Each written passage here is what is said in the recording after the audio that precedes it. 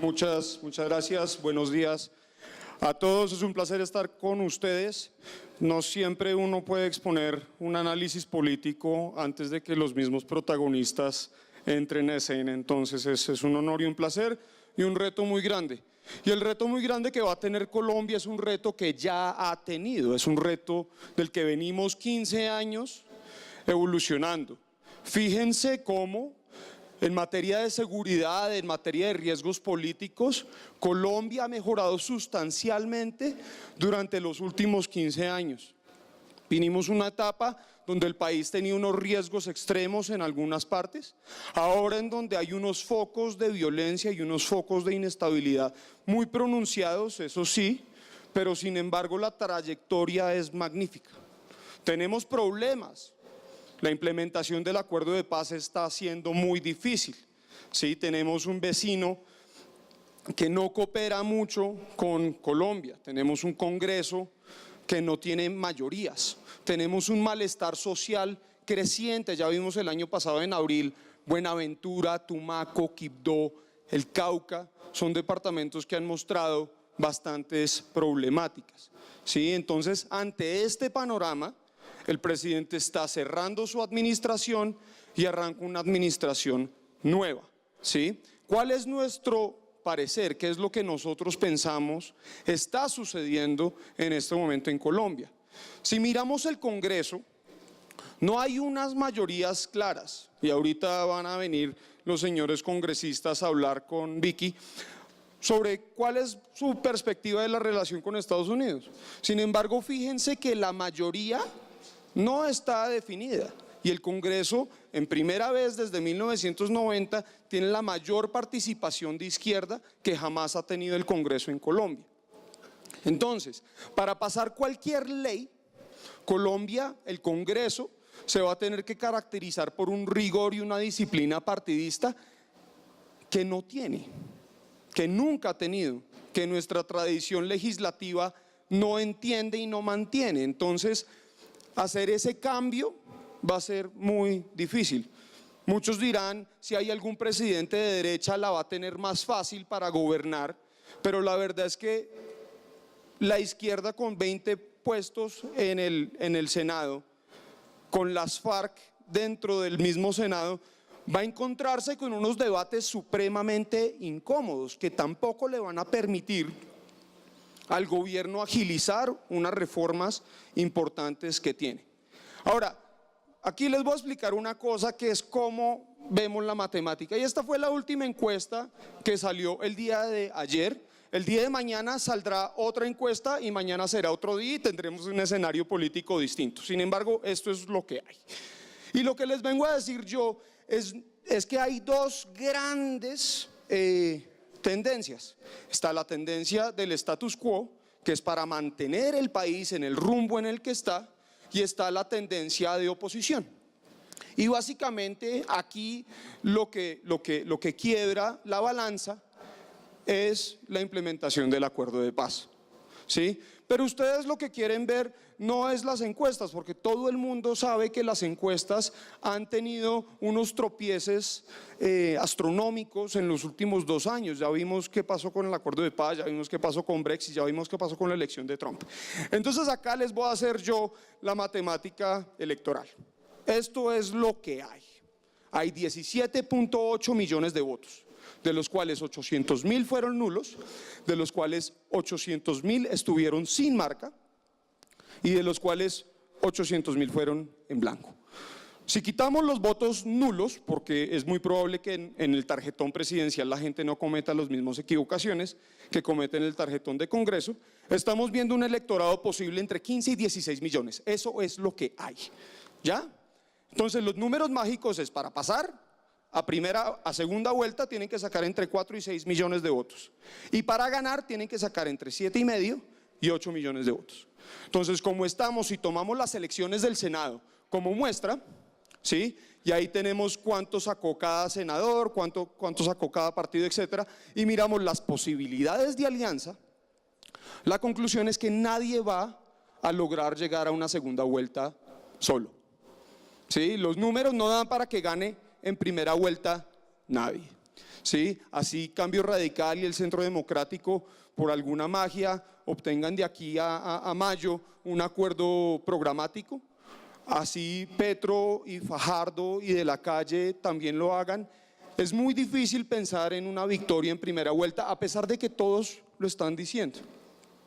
Entonces, hay dos elecciones presidenciales que se fraguan en este momento. La elección de la derecha, entre Vargas Lleras y Duque, en donde están, ya han visto los titulares de prensa, cada uno canibalizando los votos de la derecha, y está la elección de la izquierda, entre Fajardo, entre Petro, entre De la Calle, que también están buscando acudir a los mismos votantes. Entonces vemos que es muy poco probable que el escenario de segunda vuelta se convierta en una elección entre Duque y Vargas Lleras, que es lo que hay mucha ansiedad al respecto. Entonces es mucho más probable que se bifurque el electorado entre aquellos que se oponen al proceso de paz y aquellos que lo apoyan. Y si ese es el escenario, no está tan cerquita, o sea, no es un escenario muy claro. Depende de quién sea el candidato, porque por supuesto, si el candidato es Petro, y ahorita vamos a analizar a Petro, si el candidato es Petro, el escenario cambia. Pero en otro escenario, lo que estamos viendo acá es que el partido de la U se vuelve determinante para decidir quién gana en segunda vuelta. Y el señor que va a hablar después de que hable yo es el que manda el partido de la U. Y el señor que va a hablar después de que hable yo es el más interesado en preservar su legado del acuerdo de paz. Entonces, lo que vamos a ver ahorita es hacia dónde se está yendo la U, ¿sí? Esa es la pelea de fondo. Sin embargo, en nuestro análisis hay 5 escenarios que pueden cambiar la torta, que pueden cambiar a lo que vamos. El primer escenario es si hay una participación electoral masiva, que por cuestiones de que todos sabemos, en elecciones presidenciales tiende a reducirse el electorado de lo que hay en las elecciones al Congreso. ¿Sí? Entonces es poco probable que esto suceda. El tema de Venezuela. Venezuela vota una semana antes de que vote Colombia.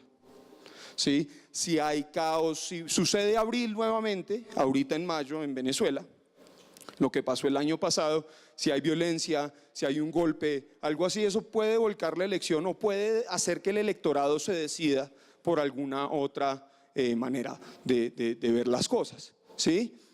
Están los escándalos judiciales, que queda todavía mucho tiempo para que salgan cosas a la escena. Miremos lo que pasó con la senadora Aida Merlano, miremos lo que pasó con el senador Castilla, ya están empezando a salir investigaciones y el señor Antonio Elías está en la cárcel. ¿Sí? Estamos viendo que aquí todavía pueden ocurrir muchas cosas que tienen también precedentes en nuestro mismo ciclo electoral. Acordémonos que en el 2014 Oscar Iván Zuluaga, dos semanas antes de la elección, pues fue producto de un escándalo. Entonces no hay que sacar este escenario de ahí. La negociación con el ELN que el presidente reinauguró el 14 de marzo después de los resultados electorales también puede tener un éxito o un fracaso en la negociación, lo que pueda llevar al electorado a decidir por una u otra opción. Y finalmente esta es la opción pues que no se habla, que Trump decidió visitar a Colombia el 14 de abril después de visitar a un Perú que ya no tiene presidente. ¿Sí? Ahora, desde el Palacio y mis colegas de la Embajada de Estados Unidos van a hacer una coreografía muy precisa para esa visita, pero Trump es una persona muy especial y él puede decir alguna cosa que cambie el parecer de algún personaje del electorado o que caldee algunos ánimos, porque los 3 principales temas de la agenda política bilateral son drogas y seguridad, que es un punto muy sensible para el presidente Trump, que ya amenazó con desertificar a Colombia en septiembre. Está el tema de Venezuela, que Trump, a través de su vicepresidente y sus secretarios de Estado, han tanteado una voluntad política en la región para intervenir en Venezuela y se encontraron con nada. ¿sí? Y está el tema de comercio, que como bien lo explicaba nuestro colega de Fede Desarrollo, como Colombia tiene una relación deficitaria con Estados Unidos en comercio bilateral, es uno de esos comercios bilaterales que a Estados Unidos sí le conviene, o como diría Trump, winning, ¿sí? Eso nos salva. Sin embargo, cualquiera de esos 3 puntos puede representar un castigo de Trump en el punto de comercio. Porque si Trump le pone tarifas y aranceles al aluminio de Japón, no tiene un argumento de seguridad nacional para hacerlo. En cambio, si Trump le pone más tarifas y más aranceles a Colombia, el argumento de seguridad nacional prácticamente se hace solo en materia de drogas. ¿Ya? Entonces, lo que quiero decir con esto es lo siguiente: ¿hacia dónde va la agenda bilateral con los candidatos? Y ahora, me alegra mucho que los congresistas no están acá para que no me contradigan en público, que seguramente lo harán: mi candidato no hace esto, sí hace esto. Pero las 3 tendencias que nosotros vemos son las siguientes. Vemos a Fajardo y De la Calle promoviendo un continuismo de la agenda política, la cual voy a explicar en un momento. Proponemos a Duque y a Vargas Lleras cambiando la agenda y implementando algunos cambios, y tenemos a Petro siendo Petro, ¿sí? Entonces, en primer lugar, en la implementación del acuerdo de paz, probablemente Fajardo y De la Calle lo mantendrían, probablemente Duque y Vargas Lleras se opondrían a muchas cosas, en principal la reforma rural integral, entre otras, y puntos muy importantes del acuerdo, y Petro, pues por decreto, trataría de lograr el acuerdo de paz. Pero esto tendría unas repercusiones importantes para la relación con Estados Unidos, principalmente por el tema de la coca. En el acuerdo de paz está contemplado que el tema de la producción de coca debería ser ya más un problema de salud pública, que debería ser un problema de crimen. Vargas Lleras y Duque probablemente estén de acuerdo con el señor Trump en incrementar la fumigación, en incrementar el pie de fuerza y en combatir el tema de la droga como un crimen y no como un problema de desarrollo sostenible. Y ahí se encontrarían con el señor Petro. Bajo ningún esquema, y esto por favor no se dejen confundir por la retórica de campaña, van a bajar los impuestos. El gasto fiscal tiene que aumentar, punto. Ahora, ¿cómo lo van a aumentar? Clavándole más impuestos a los ricos, expandiendo el electorado, poniendo más impuestos a las empresas. No sé, pero tienen que subir los impuestos, punto. ¿Sí? Entonces, si algún candidato les está diciendo que no lo va a hacer, les estaría mintiendo. En materia regulatoria y al lado derecho de la tabla está desglosado por sector, y no voy a entrar a medir ahí, a terciar ahí. Lo que vemos es un continuismo de Fajardo y De la Calle frente a una propuesta desregulatoria de Duque y Vargas Lleras, y un Petro que sería un poco más aleatorio en las empresas y en los sectores a los que decide contraatacar. Sin embargo, el malestar social va a seguir creciendo. Eso es impajaritable, va a continuar el malestar social en Colombia, y esto va a haber, justamente por el tema de las drogas y seguridad, una correlación inversa en materia de la relación. Se mantendrían con Fajardo y De la Calle, mejorarían, por supuesto, con Duque y Vargas Lleras por su énfasis en los temas que a Estados Unidos le interesan, y por supuesto que empeorarían con Petro. La economía tampoco pinta muy clara, pero no tengo tiempo de entrar ahí, porque les quiero decir, el mensaje con el que quiero terminar, y sé que tengo poco tiempo, es un mensaje que escribí en una columna para la revista Forbes hace 2 semanas, que es muy simple: don't panic. No hay que alarmarse, por las siguientes 4 razones. La primera: Petro no va a ganar. Miren, yo sé que hay un pánico generalizado, y yo he empeñado mi carrera, ya tengo bastantes foros en donde he dicho eso. Petro no va a ganar por 4 razones. Petro no va a ganar porque Colombia es un país de derecha, y Colombia no está a punto de dar un vuelco histórico y completamente opuesto a la trayectoria que venimos dando. Petro no va a ganar porque los 3,5 millones de votos que sacó en la consulta es un techo, no un piso, ¿sí? Petro no va a ganar porque va a tener un Congreso en su contra, ¿sí? Petro no va a poder hacer todas las reformas económicas que busque, porque en segunda instancia, la agenda política de Colombia se antepone a la agenda económica de Colombia. Ningún presidente en los primeros 6 meses que va a tener va a implementar una reforma económica de fondo. Primero va a decidir qué va a hacer con el acuerdo de paz. Roy Barreras ayer inscribió nuevamente los curules de las jurisdicciones especiales de paz. Estamos viendo que hay muchos temas que no se van a terminar de cocinar antes del 20 de julio. Entonces es muy poco probable que antepongan una agenda económica, una reforma pensional, una reforma a las consultas populares, una reforma de salud, una reforma agraria ante la agenda política. Entonces la agenda política va a ser primordial en los próximos 6 meses. Eso sí, antes del 31 de diciembre tiene que haber una reforma tributaria porque expiran los impuestos de paz que en el momento del presidente Uribe se llamaban los impuestos de guerra.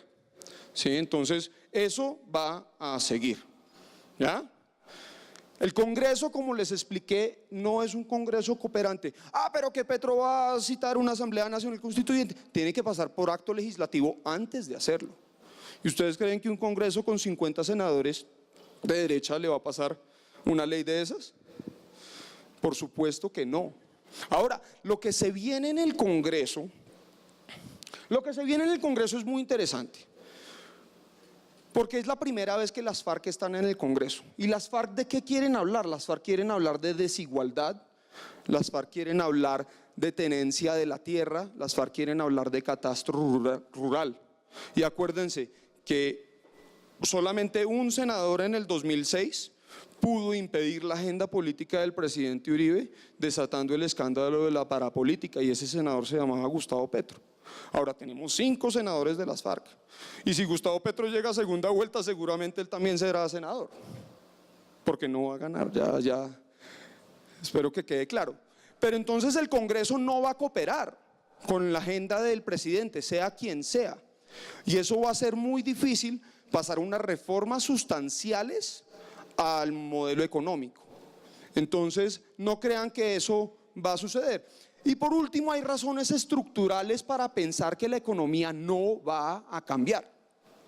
En primer lugar, la Constitución sigue vigente. La Junta Directiva del Banco de la República sigue siendo una junta directiva técnica que se empalma año tras año para asegurar una estabilidad macroeconómica y una política fiscal independiente. Eso no va a cambiar. La regla fiscal en Colombia sigue siendo ley. Un presidente nuevo no va a poder incrementar la deuda externa de Colombia, haga lo que haga. ¿Sí? Ahora, yo desde el primer panel una cosa que vi es que hay una tendencia y una proclividad a renegociar los tratados de libre comercio. Pregúntenle al presidente Trump cómo le ha ido, o a la primera ministra del Reino Unido, Theresa May, cómo le ha ido desenchufándose del sistema internacional. Esto no es tarea de una administración hacerlo, porque ellos ya venían haciéndolo y proponiéndolo desde campaña, y no fueron capaces, y no han sido capaces, y probablemente no vayan a ser capaces. Entonces, ese sueño de cambiar los tratados de libre comercio, replantear la Alianza del Pacífico, hacer algo drástico en materia de las alianzas económicas que tiene Colombia, simplemente no va a suceder. Digan lo que digan en campaña, es que si dicen que vamos a ganar en primera vuelta, pues les están diciendo mentiras, ¿sí? Y finalmente está el tema de la OCDE, que el señor de la Embajada de Estados Unidos, el DCM, dijo que Estados Unidos apoyaba a Colombia a entrar a la OCDE. No nos van a entrar a la OCDE antes de saber quién es el próximo presidente de Colombia, eso se los aseguro, ¿sí? Entonces, el mensaje que les quiero dejar acá es que por todas estas razones la estabilidad de Colombia será mantenida y la trayectoria del país, la cual les mostré en la primera lámina, va a seguir hacia adelante. Muchas gracias a todos, que tengan un buen día.